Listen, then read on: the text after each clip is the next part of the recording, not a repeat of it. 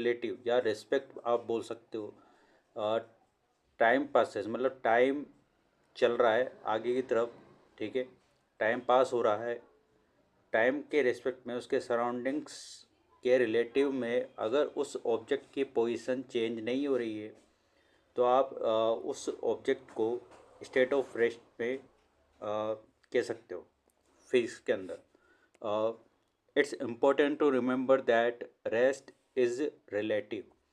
That means आप यहाँ पर देख पा रहे हो कि जो रेस्ट पोजीशन है, अगर आपको रेस्ट पोजीशन बतानी है किसी भी ऑब्जेक्ट की तो आपको उसको किसी भी थिंग, प्लेस, ह्यूमन बीइंग या बिल्डिंग या फिर ट्रेन या फिर बस ले सकते हो आप, उससे आपको रिलेट करके ही बताना पड़ेगा। जैसे कि आप बताते हो कि कोटा जयपुर से 300 अराउंड 300 के अप्रोक्स किलोमीटर दूर है, या फिर आप कह सकते हो कि जयपुर से दिल्ली 500 किलोमीटर की समथिंग है, ठीक है। तो इसका मतलब है आप डिस्टेंस बताते हो तब भी आप कोई ना कोई रेफरेंस वहाँ पे पॉइंट लेते हो, रेफरेंस पॉइंट आपको लेना पड़ता है। जैसे कि आपको आपके घर से या फिर स्टेशन से उसके बीच में आपको डिस्टेंस बताती है, तो आपको मेन, जैसे आप स्टेशन से अपने घर के डिस्टेंस आप फाइंड आउट कर रहे हो, ठीक है, तो आप उसको कंसिडर करोगे वहाँ एज अ रेफरेंस में स्टेशन को। सेम तो वहाँ पे जो, अगर आप डिस्टेंस पे बताते हो तो आपको वहाँ पे भी एक कोई ना कोई रेफरेंस लेना पड़ता है, किसी भी बिल्डिंग, स्टेशन या फिर किसी भी थिंग को आपको लेना पड़ेगा अगर आपको डायरेक्शन भी बतानी है तो, ठीक है।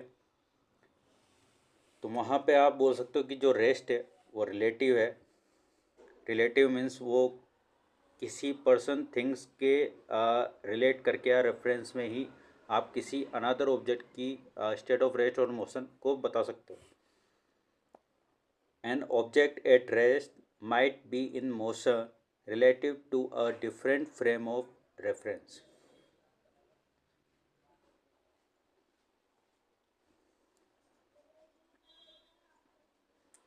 ठीक है, तो यहाँ पे ये लिखा हुआ है कि जो ऑब्जेक्ट है अगर वो रेस्ट पोजीशन में है